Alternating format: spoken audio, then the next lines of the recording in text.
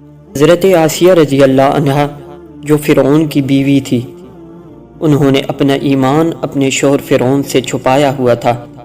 فرعون کو پتہ چلا تو اس نے میخیں منگوا کر حضرت آسیہ رضی اللہ عنہا کے جسم میں گڑوا کر کہا، اب بھی وقت ہے، اپنا عقیدہ چھوڑ دے۔ حضرت آسیہ رضی اللہ عنہا نے کہا، تم میرے وجود پر قادر ہو، لیکن میرا دل میرے رب کی پناہ میں ہے۔ حضرت موسیٰ علیہ السلام وہاں سے گزرے تو آسیہ نے پوچھا، اے موسیٰ، میرا رب مجھ سے راضی ہے یا نہیں؟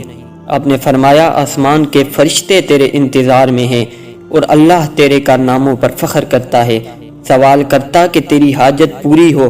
آپ نے دعا کی، اے میرے رب، مجھے اپنی رحمت سے جنت میں جگہ دے اور فرعون کے ظلم سے نجات دے۔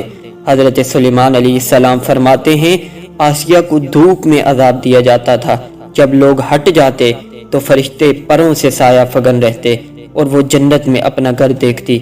حضرت ابو ہریرہ رضی اللہ عنہ سے روایت ہے کہ جب فرعون نے آسیہ کو دھوپ میں لٹا کر میخیں ان کے جسم میں گڑوائیں اور ان کے سینہ پر چکی کے پاٹ رکھوا دیے تو آپ نے آسمان کی طرف نگاہ اٹھا کر دعا کی، رب ابنی لی عندک بیتا فی الجنہ ونجنی من فرعون وعملہ ونجنی من القوم الظالمین، کہ اے میرے رب، میرے لیے اپنی رحمت سے جنت میں مکان بنا۔ جناب حسن بصری رحمۃ اللہ علیہ کا ارشاد ہے کہ اس دعا کی تو فعل اللہ نے آسیہ کو فرعون کے عذاب سے نجات دلا کر جنت میں جگہ دی جہاں وہ ذی حیات ہیں۔